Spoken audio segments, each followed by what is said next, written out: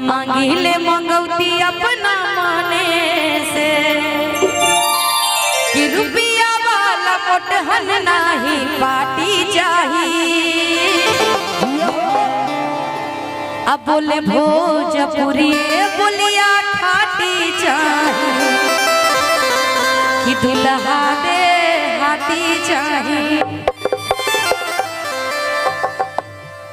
देखिए हम कलाकार हैं, आप हमें बुलाते हैं और आपकी सेवा में हम हाजिर हैं, लेकिन हमारी भी कुछ ख्वाहिश होती है कि अगर आपके लिए प्रस्तुति है तो बदले में आपको भी कुछ ना कुछ करना पड़ेगा। ज्यादा कुछ नहीं, बस थोड़ा सा झूमना है और ठुमका लगाना है। आइए गीत का आनंद लेते हैं।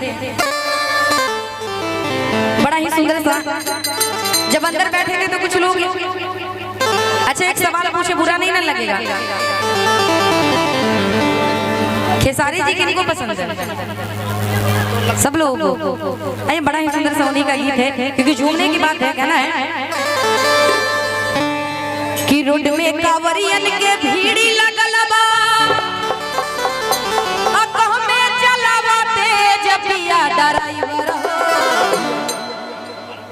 कि रोड में कांवरियन के भीड़ी लगल बा, अकह में चलावा तेज पिया ड्राइवर हो। कि पिया ड्राइवर हो धक्का करे, पिया ड्राइवर हो धक्का करे।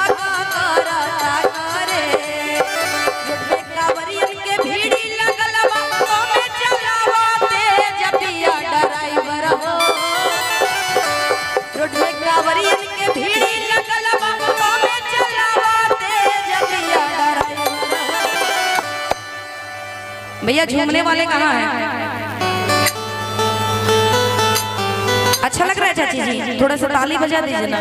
देखिए काम करने आए हैं, पेमेंट कम ज्यादा तो लेके जाएंगे, लेकिन ताली से प्यार मिलेगा ना तो एनर्जी आती है। थोड़ी से एक बार दोनों हाथों कर लीजिए सभी लोग।